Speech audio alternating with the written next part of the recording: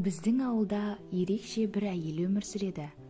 Ол барша ауылдастар үшін құпия жұмбақ. Ол айтарлықтай сымбатты да еместі. Толықша келген қарапайым жан. Киім киісі де жұпынылау. Оны ерекше ететіндей бойында көзге ұрып тұрған ештеңе жоқ еді. Бірақ күйеуі оны керемет жақсы көретін. Оның ерекшелігі сол болатын. Не үшін? Жұрттың бәрі таңғалып таңдай қағысатын. Не кереметі бар екен деп білгісі келіп тұратын. Бір күні кешқұрым солардың үйіне шаруам болып бас сұқтым. Әйелі кешкі астың қамында екен. Сол заматта күйеуі жұмыстан келе қалды.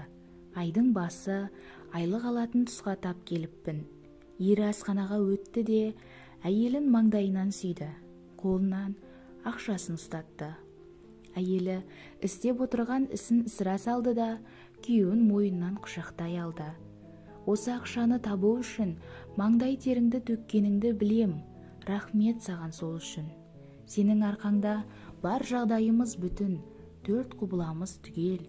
Менің үйде отырып тек отбасыма уақыт бөлуіме мүмкіндік бергенің үшін мың алғыс деп айтты. Бұнымен де бітпеді.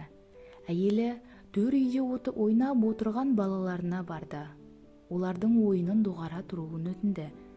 Қараңдаршы, деді уысындағы ақшаны жоғары көтеріп. Әкелерің көп жұмыс істеп, мол ақша тапты. Енді саған қызым 1-2 жаздық аяқ киім сатып аламыз. Ал сен ұлым, велосипедіңді жөндетуіңе де болады. Әкелері үндемей тыңдап тұр. Бірақ бақыттан көзі бал-бұл жанып, қуаныштан жүзі нұрланып тұр. Әйелі ерін өзі ғана бағалап қоймай, балаларына да әкесін бағалауды үйретеді екен. Ерінің көзінде әйелі ғажап болып көрінетіні де содан.